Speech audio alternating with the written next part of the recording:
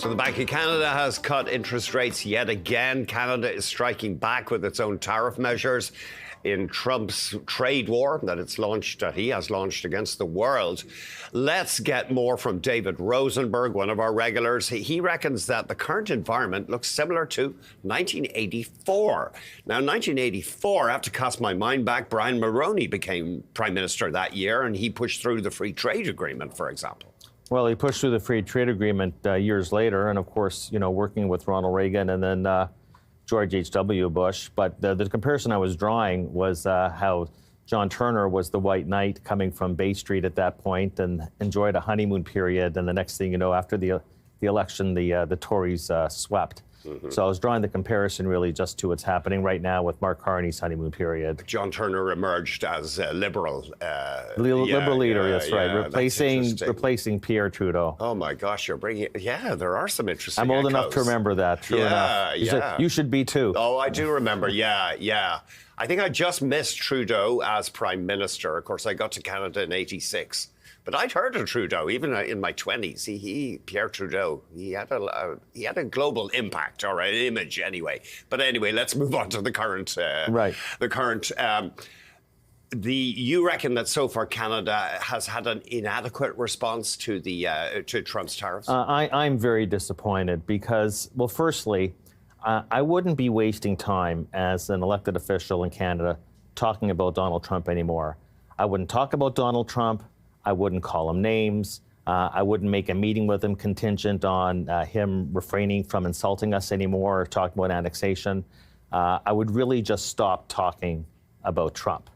And I would stop engaging in a tit-for-tat tariff war with the United States because it's not a war we're going to win, okay? We're putting tariffs on their products is only going to make matters worse for consumers here in Canada at a time when there's the potential where we're going to lose 400,000 jobs if Trump comes through with all of his tariff actions against our country. The last thing that the consumer needs is an added squeeze on their incomes from tariff action. How many jobs did you say, David? Sorry. 400,000.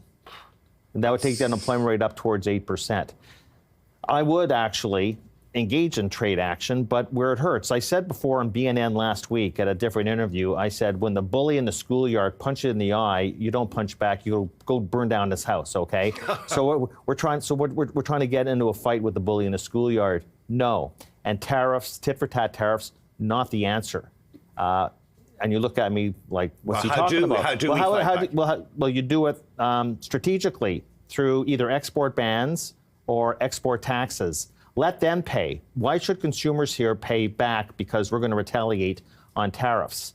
Now, we need the U.S. We know that. We ship 20% of our GDP south of the border. But the U.S. also needs us strategically, especially for critical minerals. Where are they going to get their potash? Where are they going to get their uranium, their nickel, their aluminum, their electricity? Like, I thought that Doug Ford was on the right track with the export tax on electricity, then he pulled back. Why? Because he's going to get a phone call from Howard Lutnick. Look, you can't believe a word that the White House is saying. Okay, you brought up at the beginning of the show about the USMCA. Donald Trump signed that in 2018, and at the time he boasted that it was the best trade deal anybody has ever signed, and now he's abrogating it. And of course, the goalposts are shifting all the time. You cannot believe a word coming out of the White House. So I don't even believe we should be negotiating anything with the White House. Let him raise his tariffs. He's going to dig his own hole because there's going to be an inflation backlash in the United States, and consumers are not really prepared for it.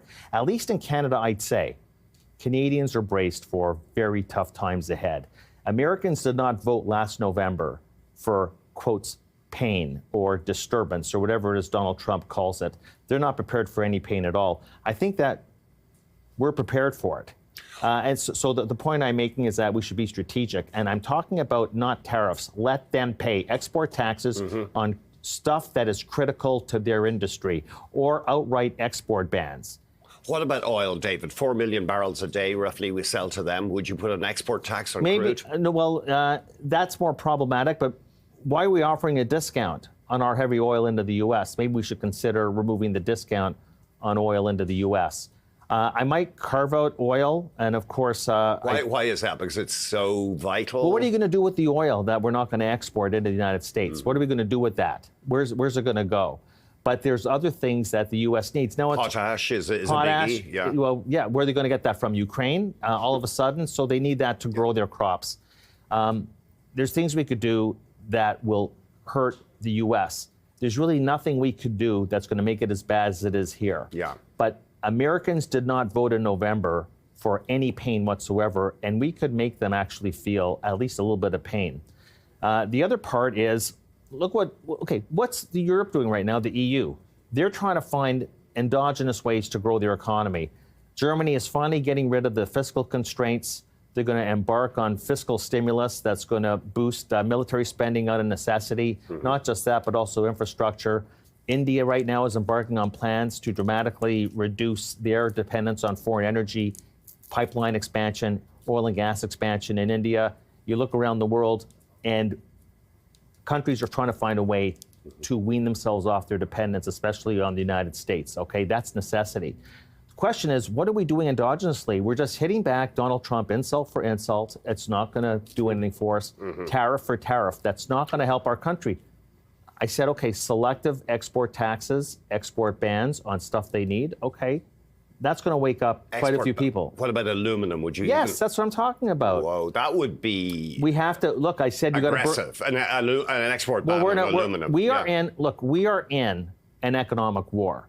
We're in an economic war right now, not a military war, an economic war. Okay, so you don't bring a butter knife to a gunfight. So that's basically what we have to do. We have to hit back hard.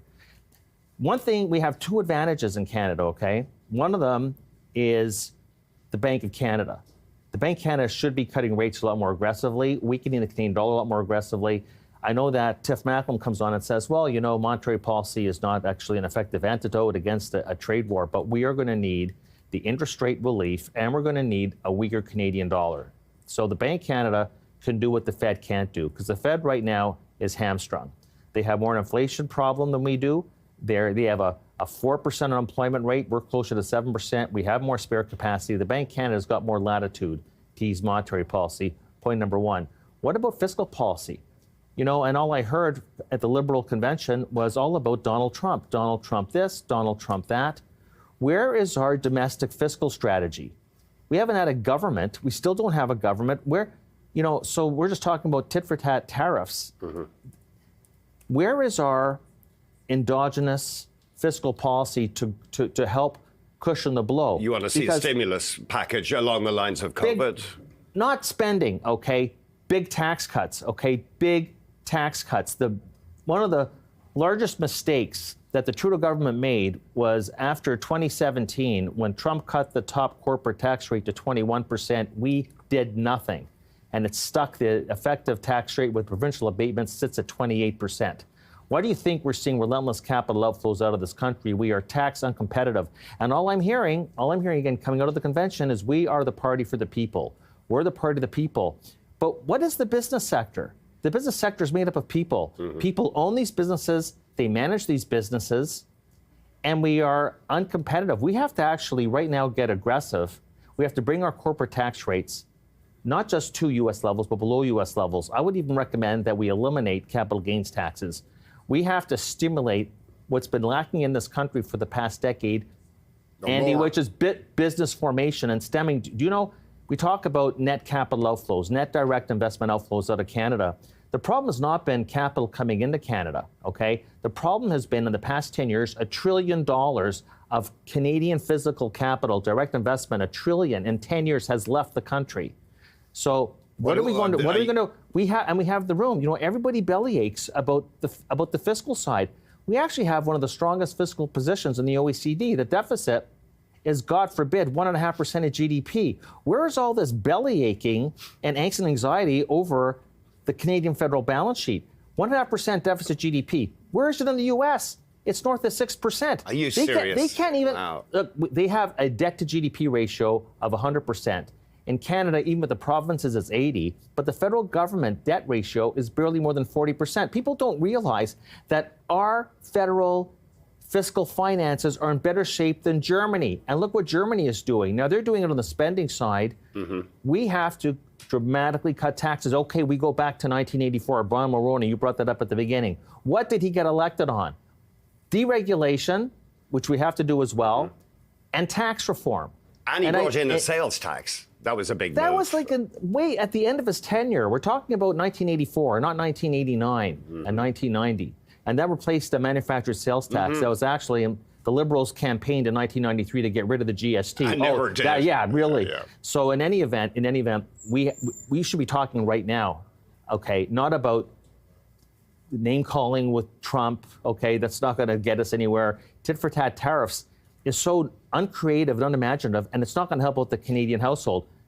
I think that we have to actually right away convene Parliament, emergency session, and embark on a major tax cut. Now, I'm talking about a major tax cut for the business sector. Oh, people say, oh, well, the business sector, what a right-wing nutbar Rosenberg is. The business sector in this country employs 2/3 of the people in the workforce. Let me ask you something here, because you put something in my head. Ireland did very well with essentially zero tax for foreign companies. Do you think Canada should think about something like that? Absolutely.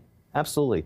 What I'm talking about is what they should have done back in 2017, 2018. We never should have let our tax gap in the business sector. Oh, there's that word again, businesses. I mean, I get this all the time, but I guess it doesn't play in Peoria. You got to talk about the people. I keep on telling, that 2/3 of the people are employed by the business sector. And we have to prevent what's going to happen if we don't embark on a massive tax cut campaign. And it's going to be advertised so that people understand how important it's going to be to prevent capital flight out of the country with these tariff increases. And this attempt by Trump is to relocate production in the United States. We could fight back with fiscal policy. They can't, in the United States, you see what's happening in Congress, they can't even get their stopgap funding measure through, okay? But if we either get a minority government, and Liberals and Conservatives can agree on this, or we get a majority government. So we have to think right away, because we can't do it on spending. The lags are too long. But tax cuts will be felt right away. David, that was great stuff. We have to leave it there, though. Thank you very much. No 2 segments? No, unfortunately not. David, thanks very much. You too. David Rosenberg.